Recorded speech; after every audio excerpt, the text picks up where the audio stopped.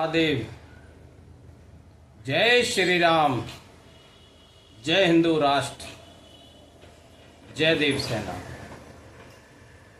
ब्रिजभूषण सैनी, राष्ट्रीय अध्यक्ष देव सेना।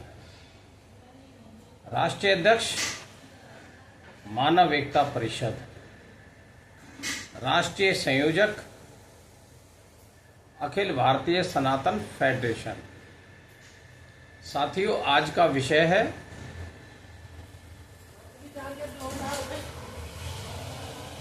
अदालतें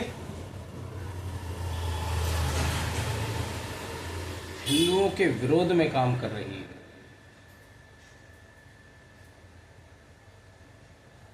मित्रों, देश में न्याय व्यवस्था से लोगों का विश्वास उठता जा रहा है,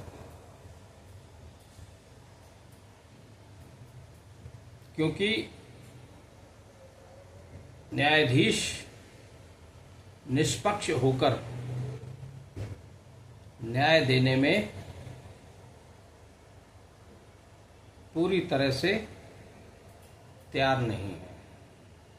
कहीं ना कहीं ऐसा नहीं है सभी न्यायाधीश, लेकिन अधिकांश ऐसे न्यायाधीश स्वार्थवश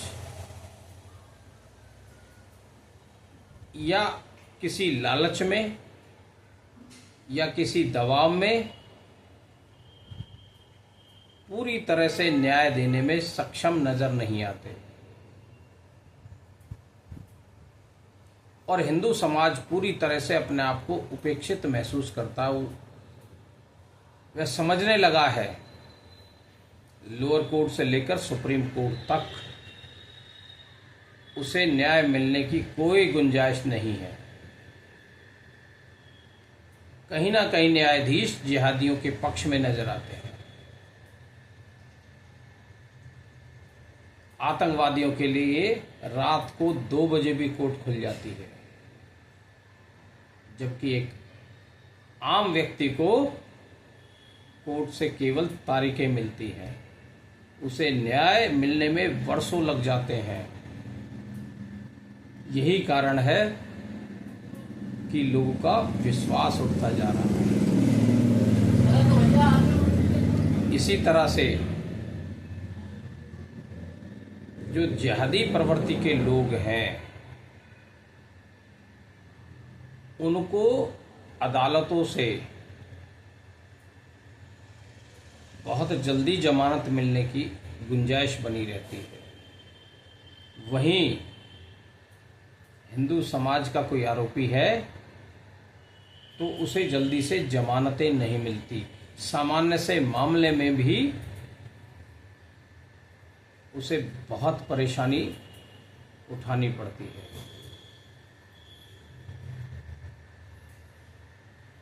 अभी पीछे जंतर मंतर पे कुछ हिंदू संगठनों ने विरोध दर्ज किया था, तो वहां 8 ऐसे हिंदुओं के खिलाफ मुकदमे दर्ज कर दिए जो पूरी तरह से उस मामले में ना तो इन्वॉल्व थे, ना ही उनका कोई आधार बनता था। उस कार्यक्रम के समाप्त होने के बाद कुछ लोगों ने नारेबाजी करके और पुलिस ने उनको पार्टी बना के कोर्ट में पेश कर दिया और उनको जमानत मिलने में महीनों लग गए। इसी तरह से तारा सिंह है, वो अपनी कोर्ट से दी हुई सजा को पूरी कर चुका है, लेकिन आज तक उसे रिहा नहीं किया गया। ऐसे बहुत सारे मामले हैं जहां हिंदुओं को अदालतों से न्याय मिलता नजर नहीं आता। और आतंकी घटनाओं से जुड़े अपराधियों को शीघ्रता से जमानत मिल जाती है।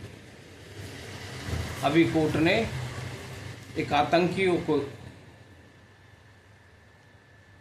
कि जो सरगना है, आतंकियों का जो मुख्य साजिश करता है, पुलिस ने बड़ी मशक्कत के साथ उसे गिरफ्तार किया लेकिन कोर्ट ने कुछ समय बाद ही जमानत पर छोड़ दिया। कहीं ना कहीं और खासकर सुप्रीम कोर्ट के न्यायाधीश ऐसे मामलों में जिहादियों के शिकंजे में नजर आते हैं। कहीं ना कहीं उनका स्वार्थ है, किसी लालच के कारण, किसी स्वार्थ के कारण, किसी दबाव के कारण वो ऐसा कर रहे हैं, या कहीं ना कहीं वो इस तरह की मानसिकता रखते हैं कि वो जिहादियों को और उनके फेवर में न्याय देने के लिए तैयार रहते हैं। आम हिंदू समाज को न्याय मिलना बहुत ही मुश्किल हो रहा है। यही कारण है कि पूरे समाज को न्यायाधीशों से, अदालतों से न्याय मिलने की उम्मीद नजर नहीं आती और उनका विश्वास लगातार घटता जा रहा है। न्याय व्यवस्था पे जो छवि बननी चाहिए थी, जो निष्पक्ष न्याय करना चाहिए था, वो नहीं कर पा रहे हैं। अंदर किसी न किसी तरीके से स्वार्थ के कारण ऐसे अपराधियों को जमानतें मिल जाती है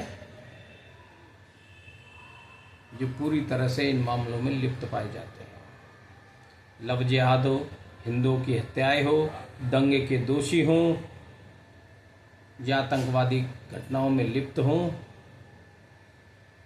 ऐसे अपराधियों को भी अदालतें जमानत भी दे देती है और कहीं ना कहीं उन्हें अपराध मुक्त करने में भी देर नहीं लगाती। अब जब अदालतों की सोच ही इस तरह की हो जाएगी तो हिंदू समाज को न्याय कहां से मिलेगा?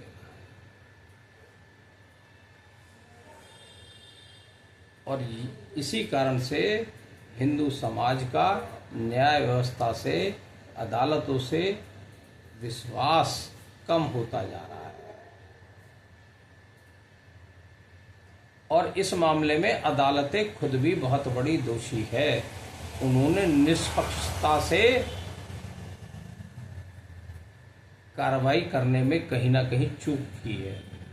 अब ये देखिए, रात को 2 बजे किसी आतंकवादियों के हित में कोर्ट खोल देना कौन सा न्यायोचित है? ये कौन सा कारगर कदम है भाई? क्यों नहीं आम आदमी के लिए आप अदालतें खोल पाते कि वो रात को, तो बहुत दूर की बात, शाम को 5 बजे भी उसे न्याय की उम्मीद नहीं होती, उसके साथ चाहे कितनी भी बड़ी घटना हो जाए।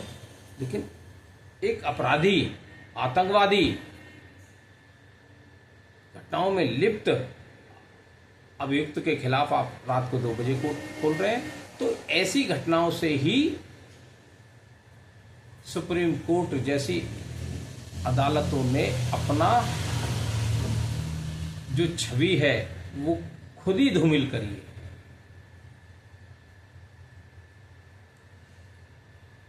तो साथियों, न्याय की इस प्रक्रिया में न्यायाधीशों को ये सोचना होगा वो निष्पक्ष होकर न्याय दे, तभी भारतीय समाज का उन पर विश्वास जम पाएगा। साथियों, आपका बहुत बहुत धन्यवाद। जय हिंद, जय भारत, जय हिंदू राष्ट्र।